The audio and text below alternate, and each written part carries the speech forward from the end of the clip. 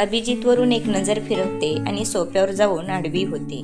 तोच अभिजित तिला म्हणतो, सोफ्यावरती झोप येणार नाही, बेड खूप मोठा आहे, तू एक साईडला झोपू शकतेस, जर तुझ्यावरती कंट्रोल असेल तर.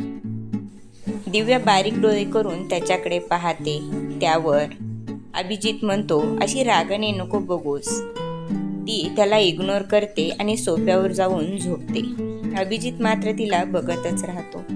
तिला बघत बघतच रात्री उशिरा कधीतरी त्याला झोप लागते. सकाळी बरोबर 6 वाजता अभिजितला जाग येते तर दिव्या त्या सोफ्यावर अवघडून झोपलेली असते.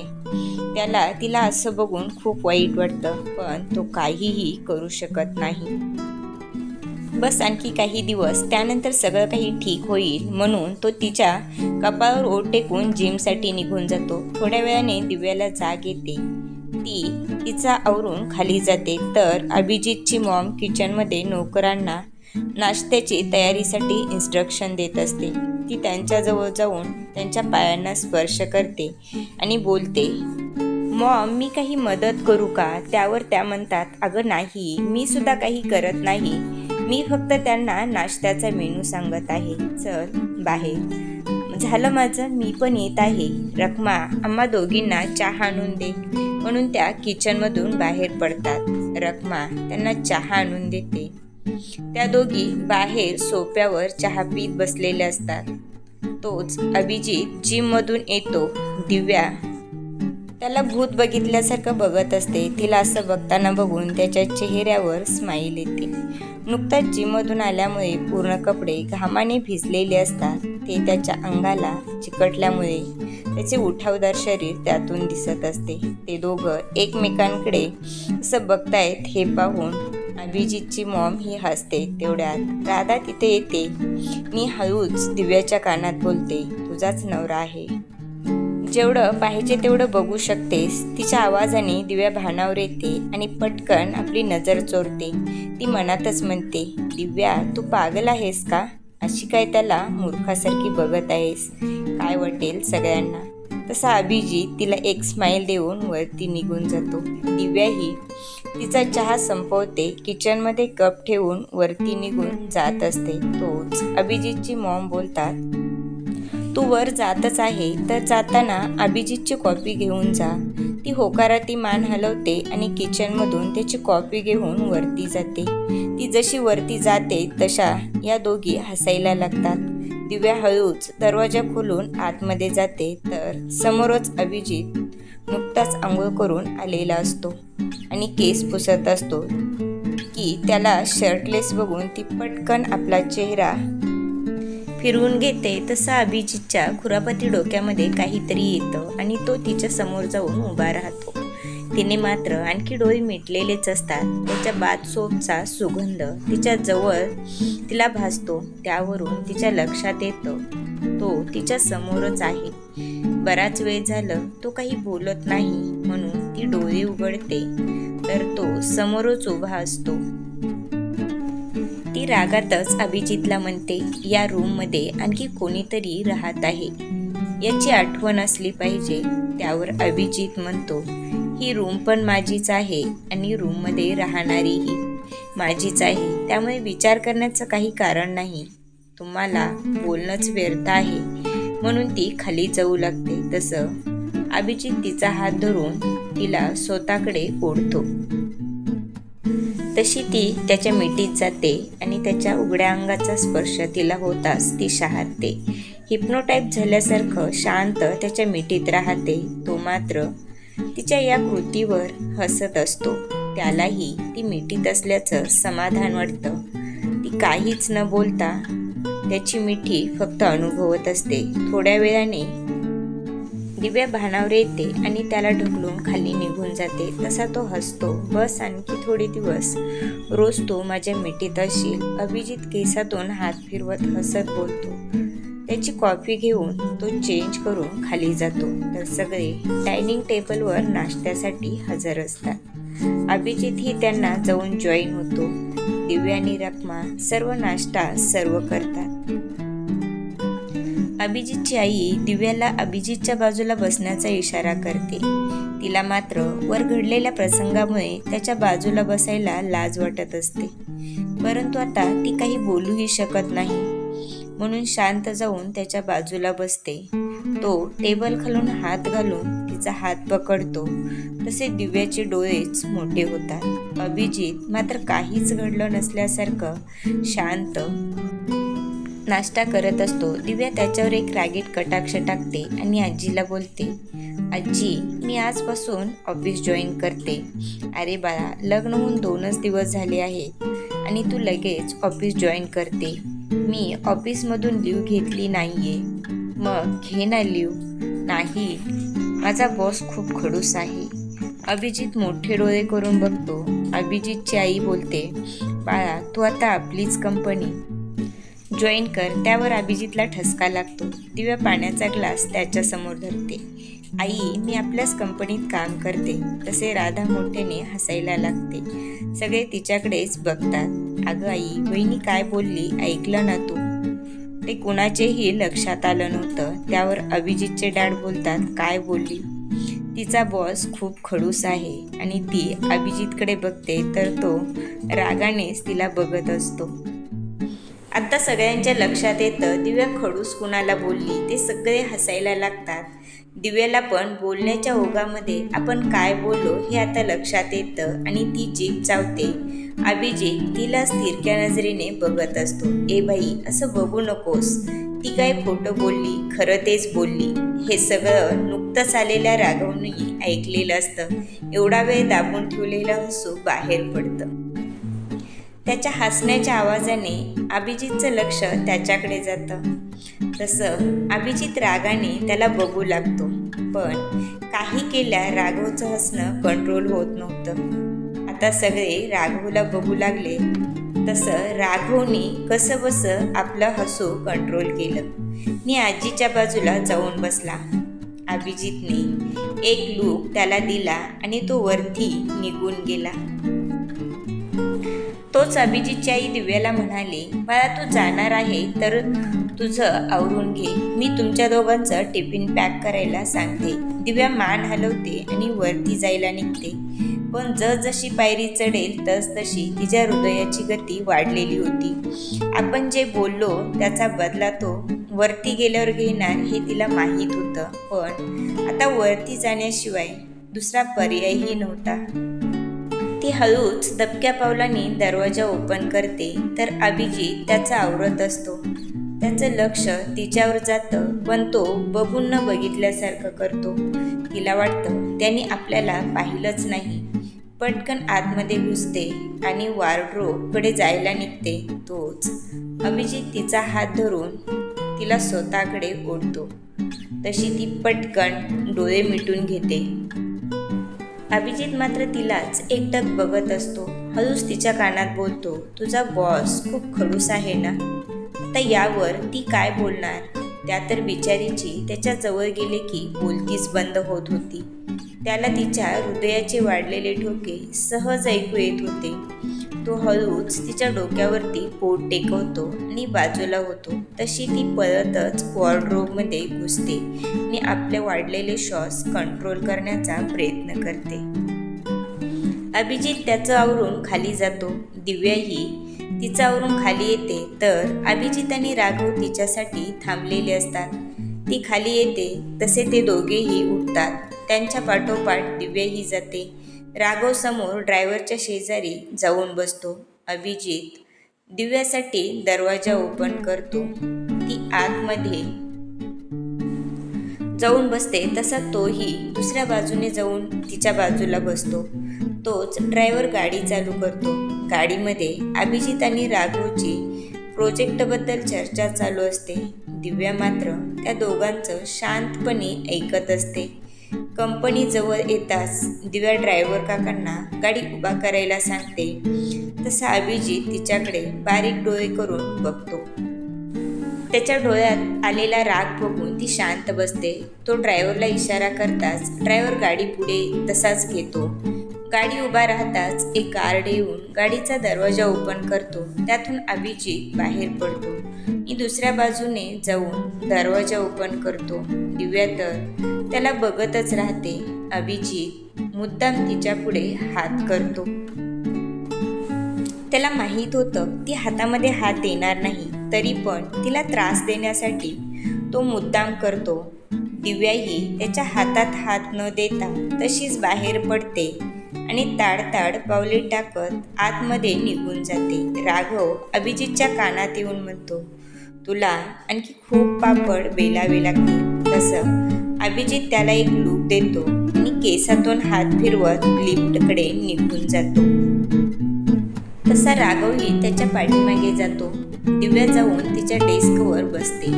तोच पाठून श्रेया येऊन तिच्या बाजूला बसते. अगं दिव्या, 2 दिवस कुठे गेली होतीस? श्रेया तिला म्हणते. तसं आता हिला काय सांगायचं? ती मनातच विचार करू लागते. आता हिला काय सांगू? 2 दिवस माझ्या आयुष्याची सगळी राख रांगोळी झाली आहे. ती विचारातच असते की तेवढ्यात पिऊन येतो. मॅम, तुम्हाला सरांनी केबिनमध्ये बोलावलं आहे.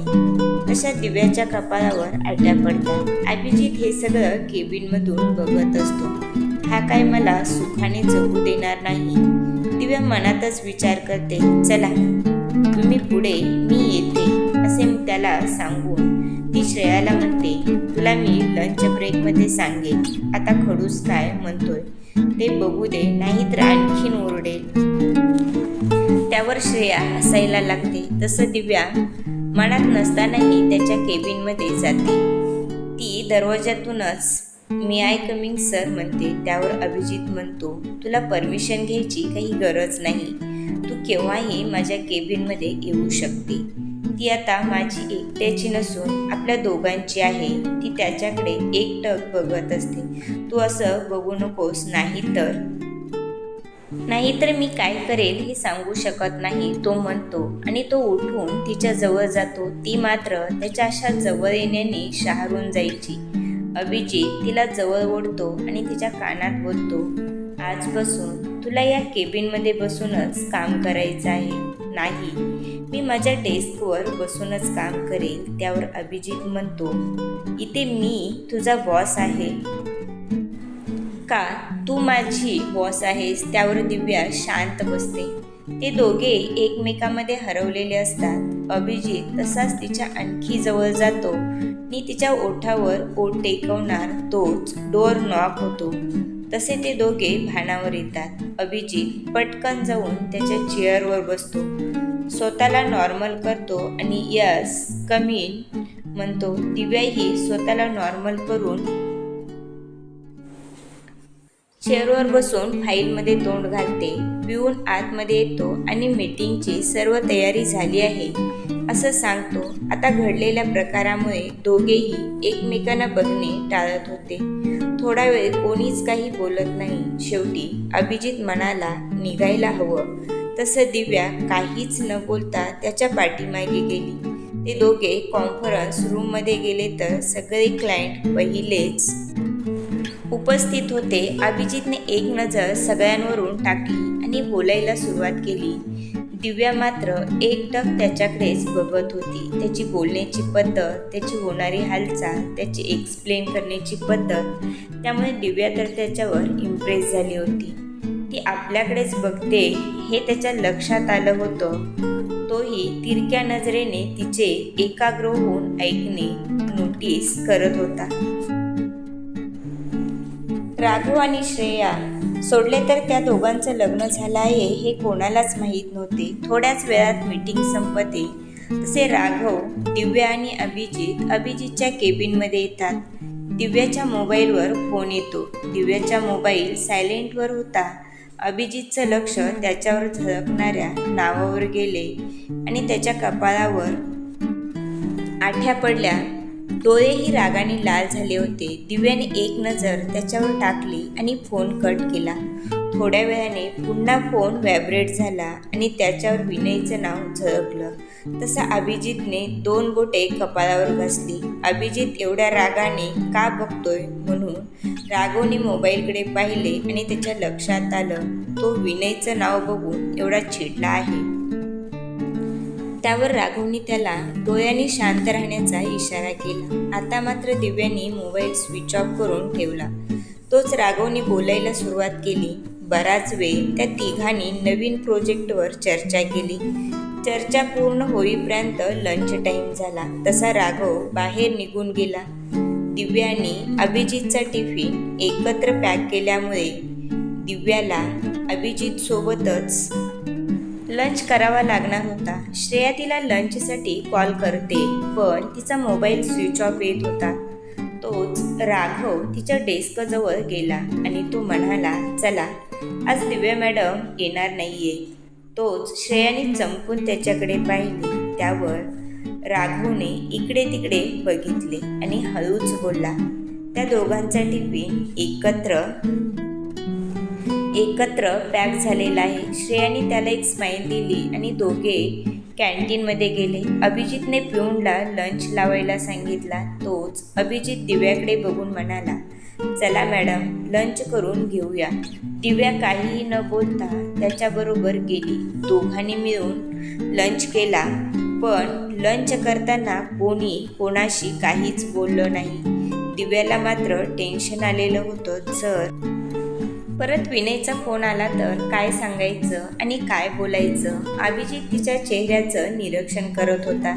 त्याला कळून चुकलं होतं ती विनयबद्दल विचार करत आहे. त्यावर अभिजित म्हणाला, तू त्या फोनचं टेन्शन घेऊ नको. जे काही सांगायचं ते मी सांगेन. त्यावर चमकून तिने त्याच्याकडे पाहिले. याला कसं कळालं? ती मनामध्येच विचार करते, पण अभिजित पुढे काहीच बोलत नाहीत. लंच होताच दोघे आपापल्या कामाला लागतात. अभिजितच्या डोक्यात मात्र राहून राहून विनयचा विचार घोळत होता. दिव्याला मात्र खूप टेन्शन आलेलं होतं. अशातच 7 कधी वाजले हे त्यांच्या लक्षात नव्हतं. दिव्याला त्याला कसं विचारायचं हा प्रश्न पडला होता. तेवढ्यात डोर नॉक करून राघव आत आला. अरे, तुम्हाला काही घरी जायचं आहे की नाही? आज नाईट करायचा विचार आहे का काय? त्यावेळेस अभिजितचं लक्ष घड्याळाकडे गेलं. त्यांनी एक नजर दिव्यावर टाकली तर ती तिचं काम शांतपणे करत बसली होती. अभिजितने फाईल बंद केली आणि चला निघूया म्हटल्यावर दिव्याने आपला लॅपटॉप बंद केला. ती त्या दोघांबरोबरच बाहेर पडली. तोच बाहेर येताच ड्रायव्हर काकांनी गाडी आणून त्यांच्यासमोर उभा केली. अभिजितने पुढे होऊन दिव्यासाठी दरवाजा ओपन केला. ती आतमध्ये जाऊन बसली. तसा तोही दुसऱ्या बाजूने जाऊन आतमध्ये बसला. त्या दोघांना यायला जवळजवळ 8 वाजले. आजी हॉलमध्येच बसली होती. अरे, तुम्ही दोघांनी खूप वेळ केला यायला, आजी अभिजितला म्हणाली. 2 दिवसाच्या सुट्टीमुळे खूप काम होतं म्हणून यायला वेळ झाला, अभिजित म्हणाला. तोच अभिजितची आई म्हणाली, जा तुम्ही दोघे फ्रेश होऊन या, मी तुमच्यासाठी कॉफी बनवते.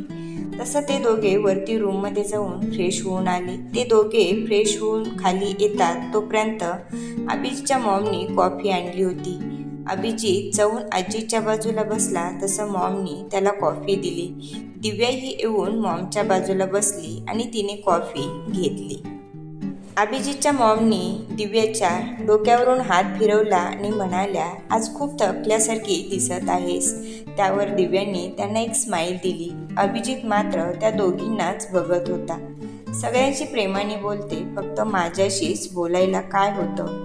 अभिजित मनातच विचार करत होता. तोच अभिजितचे काका आणि बाबा येऊन तिथे बसतात. ते सगळे बसल्यानंतर आजी म्हणतात, तुमचं लग्न खूप थाटामाटात करायचं होतं, पण असो ते जमलं नाही तर मी काय म्हणते, या रविवारी आपण रिसेप्शन पार्टी ठेवूया. त्यावर काका आणि बाबा म्हणतात, ठीक आहे, मग लागा तयारीला. आजी म्हणतात, सर्व नातेवाईकांनाही आमंत्रण द्यावे लागतील.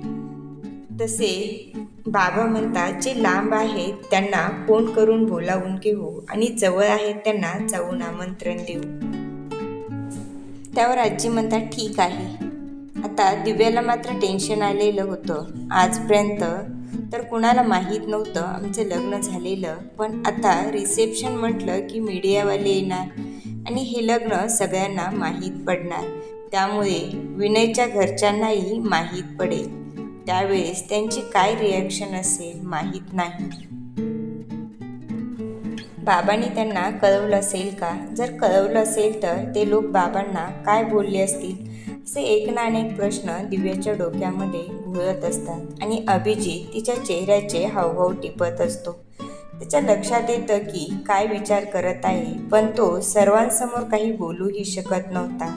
धन्यवाद. जर व्हिडिओ आवडला असेल तर व्हिडिओला लाईक करा, सबस्क्राईब करा आणि बाजूचे बेल आयकॉन प्रेस करा, म्हणजे नवीन व्हिडिओ आला की नोटिफिकेशन मिळेल.